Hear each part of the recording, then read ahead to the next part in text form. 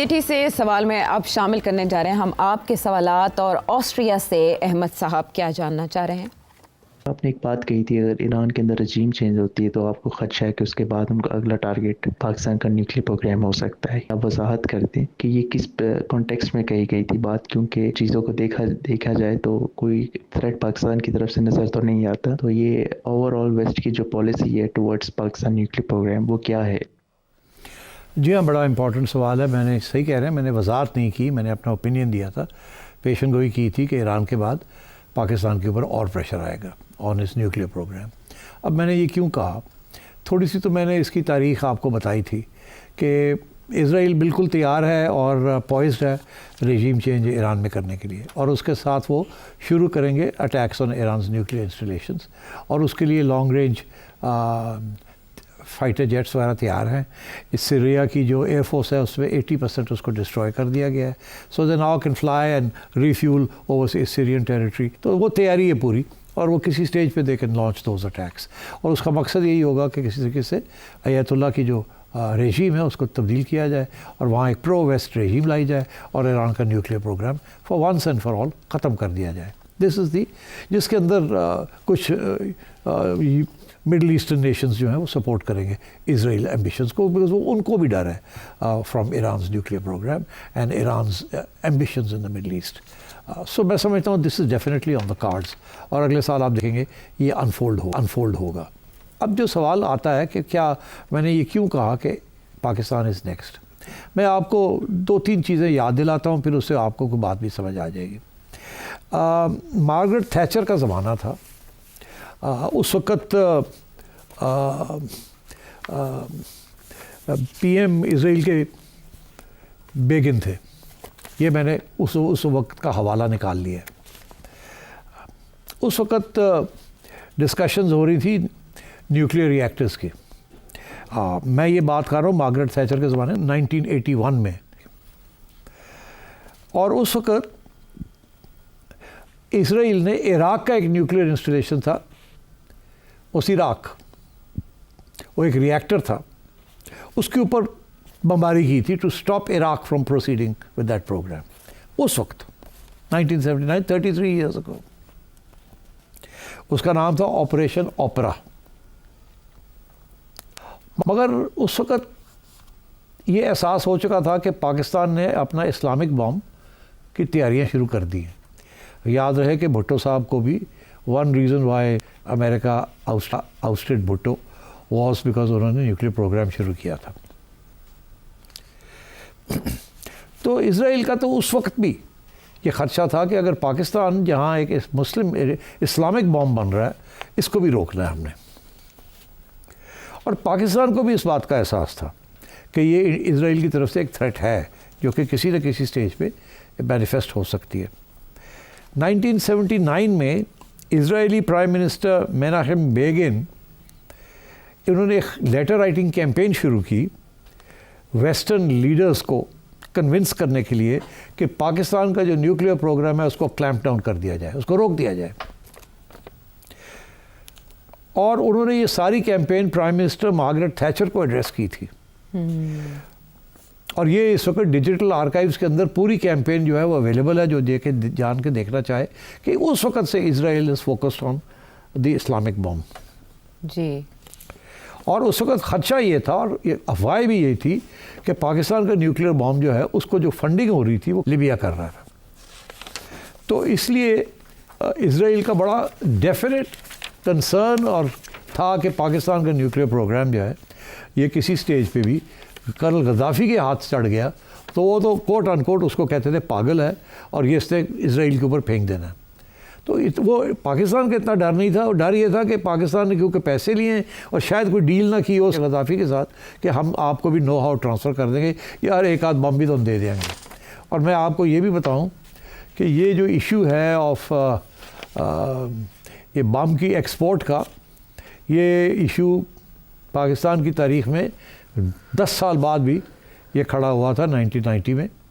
और उस वक़्त ईरान बड़ा कीन था कि नो हाउ ट्रांसफ़र की जाए फ्रॉम पाकिस्तान टू ईरान, और उस वक़्त कुछ लोग यहाँ थे जो समझते थे कि अगर हमने थोड़ी बहुत नो हाउ ट्रांसफ़र कर दी सेंट्रीफ्यूज टेक्नोलॉजी वगैरह की, तो ईरान तो हमें 3-4 अरब डॉलर मिल सकते हैं। और नवाज शरीफ साहब को जब ये पता चला तो वो बहुत परेशान हो गए और उन्होंने रोका ये उन अनासर को जो कि सिविल मिलिट्री में थे, जो कि ये चाहते थे कि कर दो, दे दो। अब इससे ज़्यादा मैं नहीं जाऊँगा कौन थे और कौन नहीं थे, बट ये किसी वक्त अगर नवाज शरीफ साहब ख़ुद बताना चाहें तो बता दें, I am in the knowledge कि कौन थे जो कि इस किस्म की चीज़ भी सोच रहे थे। तो ये बातें छुपी नहीं रहती। तो ये बातें अमेरिका को भी पता चल गई थी कि ये पॉसिबल है कि ये एक्सपोर्ट ना कर दें और ये ईरान को ना दे दें, और उससे पहले ये कि लीबिया को ना दे दें या ईरान और लीबिया दोनों को ना दे दें। सो इस किस्म की चीज़ was a definite fear in the minds of Israel and the West. और ये चीज़ें जो हैं 2-3 किताबें लिखी गई हैं जिसके अंदर इसके डिटेल्स हैं। अगर आप चाहें तो आप देख लें। एक तो हमारे अपने रिटायर्ड ब्रिगेडियर साहब हैं, ब्रिगेडियर फ़िरोज़ हसन साहब, उन्होंने भी ये किताब लिखी है कि जिसके अंदर उन्होंने बताया कि किसी एक स्टेज ऐसी भी थी कि फ़िक्र था कि इज़राइल शायद हमारी न्यूक्लियर इंस्टॉलेशन को अटैक ना कर दे। उसके भी सारे डिटेल्स हैं। और फिर एक और किताब है on our nuclear programme, Scott Levy 2 authors हैं, उनकी भी एक किताब है कि और उसको जिसका जिक्र किया है मारिफ की मेमोस के अंदर भी है, वर्किंग विद ज़िया। तो ये सारी चीज़ें डॉक्यूमेंटेड हैं, मगर इतनी इसको उछाला नहीं जाता बिकॉज ओबियसली एंड हमारी establishment is actually aware of all this, और ये थ्रेट है। तो अब इशू ये है कि अभी ये तो होगी पुरानी बातें, उनके पुराने फेयर्स। अब तो हमारे बम भी निकल आया बाहर, टेस्टिंग भी हो गई, सब कुछ हो गया, अब लॉन्ग रेंज मिसाइल्स भी बननी शुरू हो गई हैं। तो अब आप सोचिए कि जब वो ईरान के न्यूक्लियर प्रोग्राम को एक्सेप्ट नहीं कर सकते तो आपके न्यूक्लियर प्रोग्राम में वो क्या सोचते होंगे। ठीक है इराक नहीं रहा, ठीक है शायद ईरान की छुट्टी करा दें वो, ठीक है लीबिया की छुट्टी करा दी, मगर खौफ क्या है उनका? उनका खौफ ये है कि पाकिस्तान के अंदर रिवाइवल ऑफ मिलिटेंट इस्लाम, यहाँ जिहादी ऑर्गेनाइजेशंस, रेडिकल इस्लामिक ऑर्गेनाइजेशंस, उनसे डर लगता है। आपको याद होगा कि एक वक्त ये कहा गया था कि तालिबान जो हैं वो 60 मील दूर हैं इस्लामाबाद से, अटक तक आ गए हैं। याद है आपको? जी। ऐसी बातें भी चली थी। और उस वक्त एकदम वेस्टर्न पास जो थे परेशान हो गए थे कि अगर तालिबान इस्लामाबाद आ गए तो न्यूक्लियर प्रोग्राम उनके हाथ में आ जाएगा। तो मेरा ये इन्फॉर्मेशन थी कि उन्होंने ऑलरेडी अपनी मुहरें चलने शुरू कर दिए थे कि अगर पाकिस्तान की रियासत गिरती है और तालिबान या इस्लामिक एलिमेंट्स के हाथ आती है तो what will the Americans do and the Israelis do, what preemptive action they will take. तो मैं समझता हूँ कि ये सारे प्लान्स बने हुए हैं। वो उन्हें खौफ है कि पाकिस्तान जैसा मुल्क जहाँ बहुत ज़्यादा इंडोक्ट्रिनेशन हुई है on the Islamic radical Islamism and Islamic revolution and stuff like that, और यहाँ बहुत से ऐसे ग्रुप्स भी हैं जो believe in these things. So ये अफसोस, this fear is very much there. और नेतन्याहू जो है अक्टूबर 11, 2023 पिछले साल उन्होंने एक बयान दिया था इजरायली प्राइम मिनिस्टर ने, जिसको मैं पढ़ के सुनाता हूँ आपको, quote unquote. Greatest mission that we have, ये इजरायली प्राइम मिनिस्टर अपने बारे में कह रहा है, इजराइल की greatest mission, greatest mission that we have is to prevent militant Islamic regime from meeting up with nuclear weapons or from nuclear weapons meeting up with militant Islamic regime। मतलब है कि militant Islam जहाँ है और वहाँ अगर nuclear weapons है तो या एक उनको दे देंगे या वो सीज़ कर लेंगे। तो हमें इससे सब बहुत ज़्यादा डर है। और वो कौन सी रेजीम्स हैं जहाँ ये हो सकता है? First is called Iran, second is called Pakistan. ये इजरायली प्राइम मिनिस्टर ने ये कहा और उसकी यूट्यूब चैनल जो है इजराइल की, उसके अंदर अक्टूबर 11, 2023 के अंदर ये उनका बयान मौजूद है, आप खुद जाके सुन सकते हैं। ये तो अभी कल की बात है। तो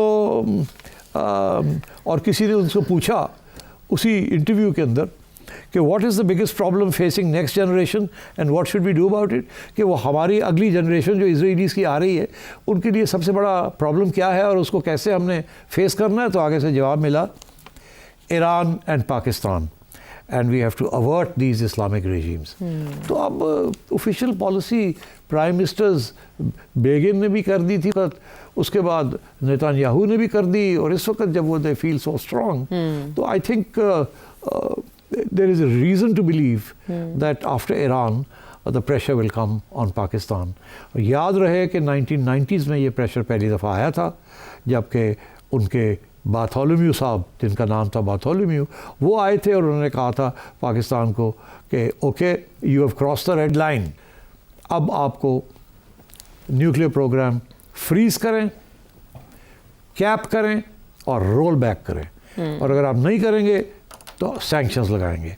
हमने नहीं किया, उन्होंने one after the other sanctions लगाने शुरू कर दिए। वो पूरी तारीख है, मैंने एक प्रोग्राम के अंदर उसका हवाला भी दिया था। So we may come round full circle next year और the year after that and face this pressure.